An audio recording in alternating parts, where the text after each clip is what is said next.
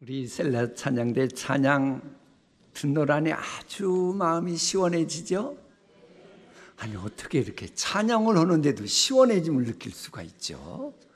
우리 감사하다고 박수. 오늘 날씨가 더운데 만일 여러분을 그 누군가가 여러분의 가정을 끌고 사막 한가운데로 내쫓았어요. 얼마나 더웠겠어요. 그런데 그게 쫓김을 당하다 보니까 눈물도 절로 나오고 더워 못 살겠어요 하는 처자식 보고 혹은 남편을 보고 그런가 하면 그로 인해서 수치를 느끼고 바로 그럴 때에 여러분을 그 뜨거운 사막에서 건져주시고 여러분의 눈물을 씻어주시고 여러분의 수치를 물러가게 하시고 그런 은혜를 입으면 여러분 좋겠지요? 바로 그런 내용이 오늘 우리가 읽으려고 하는 이사야 25장에 나오게 됩니다. 이사야 25장은 그런 거예요. 너무나도 힘들고 어려운 상황에 있었는데 내 힘으로 도저히 대적하기 힘든 이 강적이 있었는데 그들에게서 나를 보호해 주시고 나로 하여금 숨을 돌리게 하시고 연애를 베풀어 주시고 그러니 너무 고마워서 주님을 찬양하는 이런 내용입니다. 그러다 보니 당연히 여러분을 사막 한가운데로 뜨거운 폭양의 그런 것으로 내몬 사람을 향한 하나님의 심판이 있어야 그게 이루어지죠. 그래서 이사야 24장 지난주에 했던 것은 그 우리의 대적을 향한 하나님의 심판을 말하고 있고 그 무시무시한 이 악인들로부터 구원받은 우리가 부르는 찬양이 오늘 우리가 읽으려고 하는 이사야 25장입니다. 여기에는 귀한 뜻이 있어요. 그 어거스틴이 신의 도성에서 노골적으로 그 얘기는 하지 않습니다만은 신학자들이 추린 용어가 있어요. 이중운명론이라고 하는 겁니다. 이중운명론. 하나님의 심판이 있으면 악인에게는 영벌이 되지만 이건 이제 종말론 사상과도 이어집니다. 그러나 하나님의 성도에게는 그것이 동시에 영생을 의미한다고 하는 겁니다. 그러니까는 악인이 심판받음으로 인해서 그 사건이 동시에 나는 구원의 기쁨의 노래를 부르게 된다라고 하는 겁니다. 그래서 하나님의 자녀인 여러분에게는 심판은 두려운 이야기가 아니고 소망의 이야기가 됩니다. 아멘. 그렇게 살아가야 돼요. 적어도 하나님의 자녀들이라면 이 세상 살아갈 때에 심판 얘기한다고 두려워하지 말고 그 어거스틴이 말한 참 이 천수백 년 전에 말한 어거스틴이지만 참 기막힌 진리예요. 그건 심판이 아니고 우리에게는 소망 이야기가 된다고 하는 겁니다. 그래 이제 소망의 노래라고 할 수 있어요. 천국잔치 주께서 베푸신 연회에 불러서 찬양을 하니까. 그런데 이 소망의 노래가 시작되려면 여러분도 소망의 찬양을 자주 부르고 싶잖아요. 그러면 뭔가 필히 구비되어야 되는 게 있습니다. 본문 같은 경우는 하나님의 성실하심과 신실하심이 확신해야 되고 그걸 믿어야 됩니다. 그래야 소망의 노래가 나오는 거예요. 여러분, 세상 사람들은 유행가 중에서 이 소망 노래가 더 많을까요? 소망과 상관없는 노래가 더 많을까요? 제가 보니까는 김미영 씨의 한국 대중가요 가사에 나타난 정서분류 연구라고 하는 것을 보면 이 기쁨, 긍정, 감정을 노래하는 것은 전체 가요의 약 15% 안팎이랍니다. 그러니까 세상은 사실 기쁨, 희망, 소망을 주는 노래가 그리 많지 않다고 하는 겁니다. 어떤 논문은 이제 2000년부터 2020년도까지 그걸 또 조사해 본 논문을 봐도 거기는 불과 한 10%밖에 안 된다라고 말하는 걸로 봐서 많지 않아요. 근데 여러분은 찬양할 때 소망 찬양을 더 많이 해요? 절망에 관한 노래를 해요?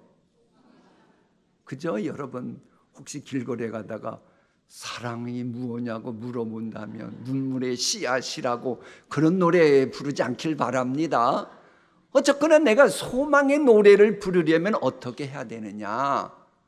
이사야 25장은 그렇게 말해요. 옛날부터 약속하신 것에 대해서 하나님의 성실하심과 진실함으로 우리를 대하시는 그 하나님을 믿어야 된다고 하는 겁니다. 여기에서 이 성실함, 진실함 이 말이 그 말 같지만 원어는 달라요. 성실함이라고 하는 것은 완전 무결하게 모든 것을 꽉 찬 가운데 지켜주는, 그러면서 유지되는 그런 의미의 성실함이란 말이고, 진실함이라고 하는 말은 진실로 진실로를 히브리어로 뭐라 그럴까요? 아니 진실로 진실로를 히브리어로 뭐라 그러냐고요. 야, 내가 이 얘기하면 그거 알았는데 그럴 분이 계실 거예요. 아멘이 그 말이에요. 아멘. 진실로 진실로가 아멘이라고 하는 말이에요. 이건 말 그대로 진리 그대로. 진리는 뭐예요? 변하지 않는 겁니다. 이처럼 하나님이 약속하신 것은 무슨 일이 있어도 하늘이 두 쪽 나도 하나님은 성실하게 지켜주시고, 진리가 변하지 않는 것처럼 하나님은 진실하게 대해주신다는 거예요. 그러니까 오늘 우리가 기도할 때에 하나님 앞에 간절한 마음으로 기도하고 하나님께서 알았다, 네 기도 나에게 접수되었다, 그러면 그건 어떻게 될까요? 아니 조금 전에 얘기했잖아요. 하나님이 약속하신 것은 성실과 진실로 지키기 때문에 변개함이 없으신 거예요. 하나님이 약속하시면 그대로 된다고 하는 것을 이 소망의 노래 가운데 이야기를 하고 있는 겁니다. 그래서 숱한 우여곡절과 환난이 있어도요, 우리가 예수 그리스도 믿음으로 새하늘과 새 땅에서 영생복락 누리며 천국잔치에 참여한다, 이것도 변함이 없어요. 그러니까는 그 댁에 가셔가지고 이 자식 막 속으로 아이고 이놈의 자식, 내가 저를 낳을 때 미역국을 먹고 얼마나 고생했는데 이놈의 자식 벌 받아라, 그러다가 돌아가셨어요. 그럼 천국 갈까요? 지옥 갈까요? 예수 믿으면 변개하지 않는다 그랬잖아요. 변개함이 없는 겁니다. 물론 여러분은 그러다가 돌아가시도록 하나님이 않으실 줄 믿습니다. 그러면 그거 반드시 회개시키고 하나님이 데려가실 줄 믿습니다. 이 내용을 설교 준비하면서 깨닫는 게, 다윗의 영적 센스가 대단했다. 다윗 보세요. 다윗의 시편 23편을 보면 사망의 뭉침한 골짜기 다니고 그러잖아요. 그래도 하는 말은 원수의 목전에서 내게 상을 베푸시나이다. 하나님이 잔치상 베푸십니다. 이게 실은 이사야 25장의 압축입니다. 아무리 원수 사탄 마귀가 있어도 하나님이 심판하시고, 그 심판의 목전에서 하나님은 변개치 않으시고 잔치를 연회를 베푸신다고 말씀하시거든요. 그래 여러분도 이런 다윗처럼 영적 센스 달라고 오늘 좀 기도하시기를 바랍니다. 어쨌거나 사람은 기쁘고 즐거운 일이 있을 때 잔치를 배설합니다. 자신의 기쁨을 함께 나누고 공유하기 위함이지요. 그래 여러분들 또 기도한 거 있고 회복의 은총을 아까 노래 부르는 소리 들었는데, 회복의 은총을 입거들랑 꼭 그냥 입 싹 씻고 넘어가지 말고 나를 위해 기도해 준 분들에게 아이스크림 잔치라도 해주시고 그 아이스 케이크 잔치라도 하시고 이렇게 나가야 돼요. 어쨌거나 하나님은 잔치를 그렇게 베푸신다고 하는 겁니다. 여러분, 사람의 잔치에는 초청받는 사람이 있고 초청받지 못하는 사람이 있습니다. 그런데 여러분은 하나님의 잔치에는 이미 초청받은 분들임을 확신하시기 바랍니다. 예수 믿는 여러분이기 때문에 그래요. 그런 것만큼 여러분을 위해 가장 값지고 가장 좋은 것들로 준비된 천국잔치, 조금 있으면 성경 보면 그래요. 그 무슨 영화에나 나오는 듯한 이게 맹년산 포도주입니다, 그러는 것처럼 포도주 중에서도 가장 좋은 포도주로 하나님이 여러분을 대접하시겠대요. 여러분을 술 마시러 대접한다, 그런 의미가 아니고 가장 좋고 성대한 큰 잔치, 최고의 대우를 하시겠다라고 하는 겁니다. 그러니까 이 좋은 소식을 오늘 더웁다고 안 나온 분들은 못 듣고 있는 거예요. 여러분 또 수지 맞은 거예요. 그럼 왜 그렇게 최고의 대우를 해주시는 줄 압니까? 왜 그렇게 하나님이 최고의 대우를 해주실까요? 이걸 알면 여러분에게 또 희망이 생겨요. 하나님이 최고의 대우를 해주시는 것은 이사야 25장은 긍휼히 여기시기 때문에 최고의 대우를 해준다는 거예요. 무엇 때문에요? 긍휼 때문에. 그러니 여러분은 언제든지 하나님으로부터 최고의 대우를 받을 수 있는 길이 있구나. 하나님이 날 긍휼히 여기시면 되니까요. 쉽게 얘기해 볼게요. 만약 하나님께서 나를 긍휼히 여기시지 않았다면 여러분이 이곳에 오셨겠어요? 하나님께서 여러분 긍휼히 여기지 않으셨으면 하나님을 아버지라고 부르고 이렇게 무더운 여름에도 주님 앞에 나와 기도하고 찬양하고 할 수 있을 줄 압니까? 어린 반푼어치도 없습니다. 여러분이 삶이 못됐다, 그 얘기하는 게 아닙니다. 그렇게 얘기하는 분들은 성격이 조금 삐딱한 거예요. 제가 여러분을 그런 의미에서 말하는 게 아니고 성경적으로 의인은 없나니 하나도 없기 때문에 인간이 하나님의 긍휼하심이 없으면 하나님께서 원하시는 신앙생활 제대로 할 수가 없고 그야말로 우리를 함부로 하려고 하는 사탄 마귀 포악자의 손에서 우리가 건짐받을 수가 없고 벌써 사냥당했고 여러분의 가정도 사냥당했을 겁니다.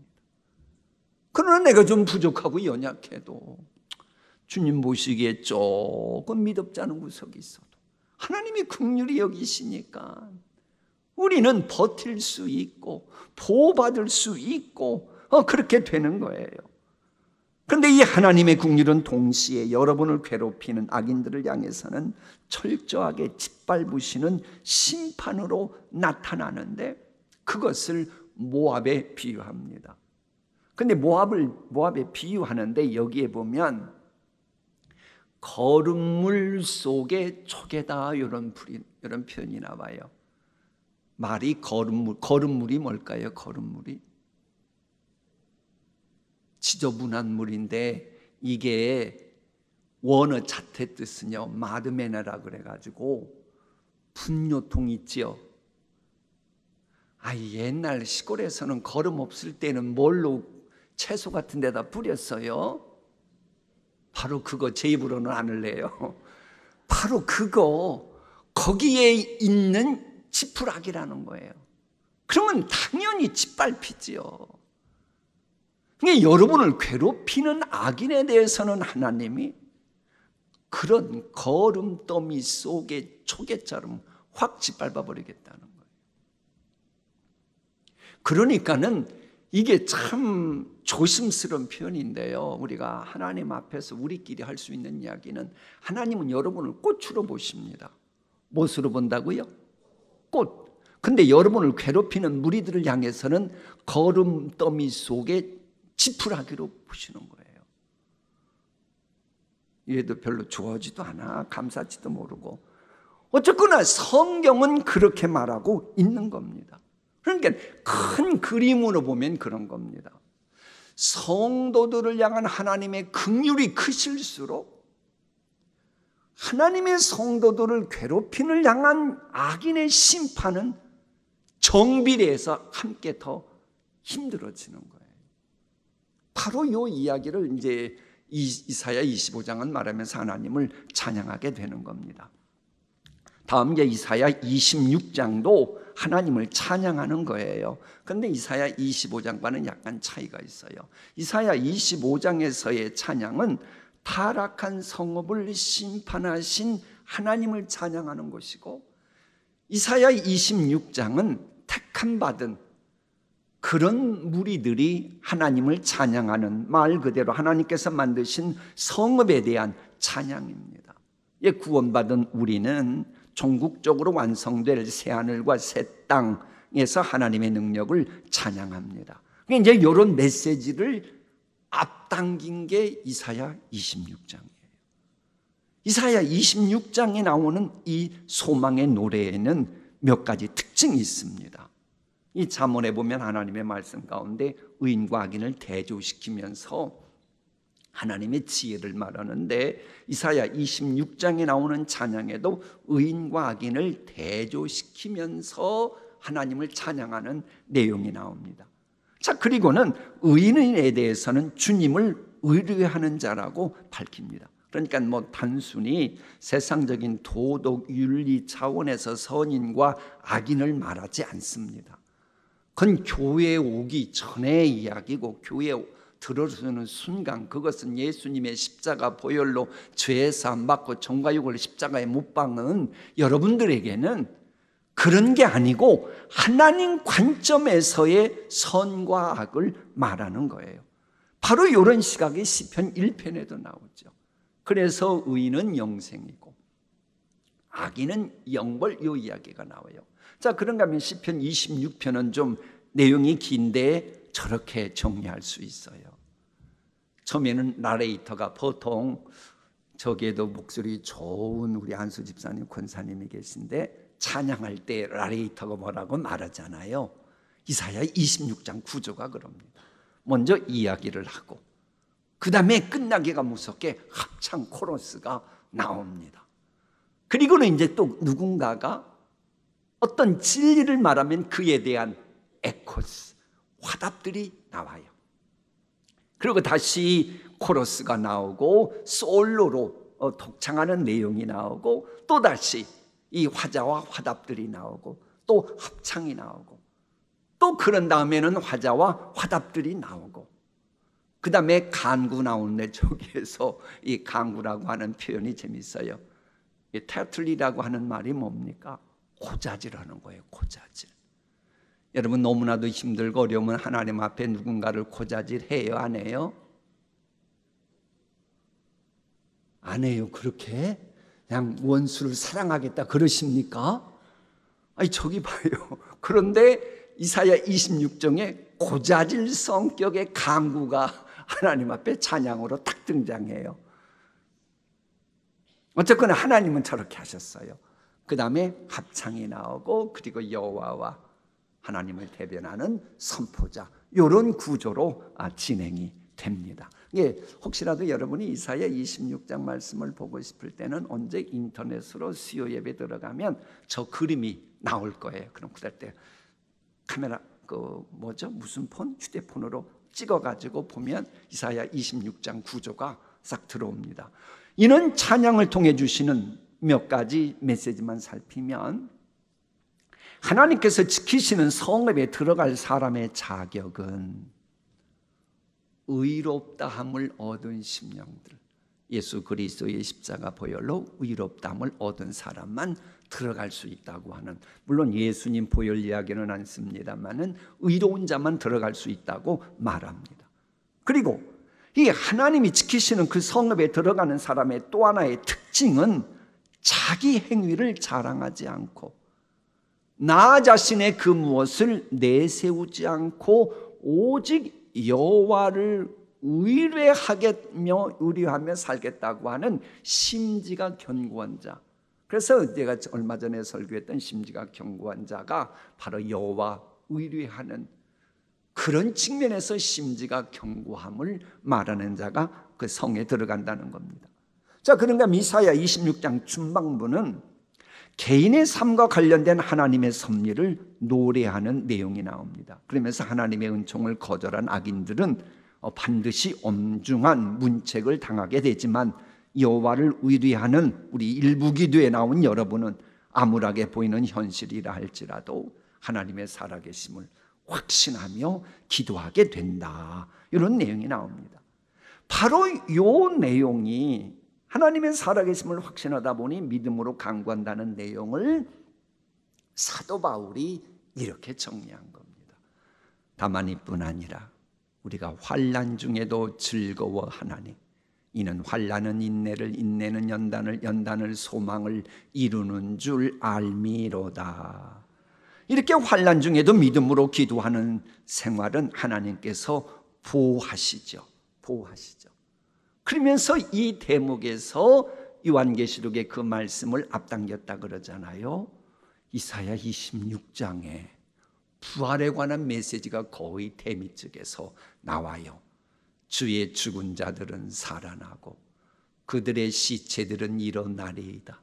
뒷글에 누운 자들아, 우리 동신교회 묘원에 흙이 되어 누운 자들아, 너희는 깨어 노래하라.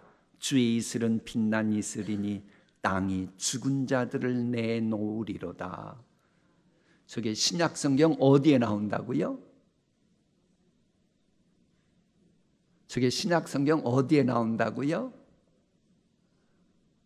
지금 조금 전에 이사야서에서 나온다 그랬잖아요. 제가 일부러 물어본 거지요. 신약 어디에 나오냐고. 그러면 아니지요. 그럼 구약 이사야에 나오죠. 이 말 듣고 싶어서 그랬지요. 우리 좀 수요 기도에 기도하러 와가 좀 웃으면서 하자고요. 뭐 인상 쓰면서 은혜의 보좌 앞에 나아가지 말고, 저 신약에서나 로마서나 나올 법한, 고린도전서 15장에나 나올 법한 저 부활의 메시지가 이사야 26장 끝부분에 나오는 거예요. 이거 좀 정리합니다. 하나님을 의뢰하는 일부 수요기도에 나온 여러분은 하나님을 찬양하게 되어 있습니다. 둘째, 하나님께서는 하나님 당신을 의지하는 데 있어서 심지가 견고한 자는 결코 버리지 않고 보호하시고 평강 주신다. 셋째, 그러므로 남은 자는 어떤 역경과 고난이 현재 있다 할지라도 굴복하거나 비관하지 않고 믿음으로 기도하며 전진한다. 그럴 때 부활의 영광을 경험하게 된다. 이만큼만 하고 성경 말씀 읽으시겠습니다.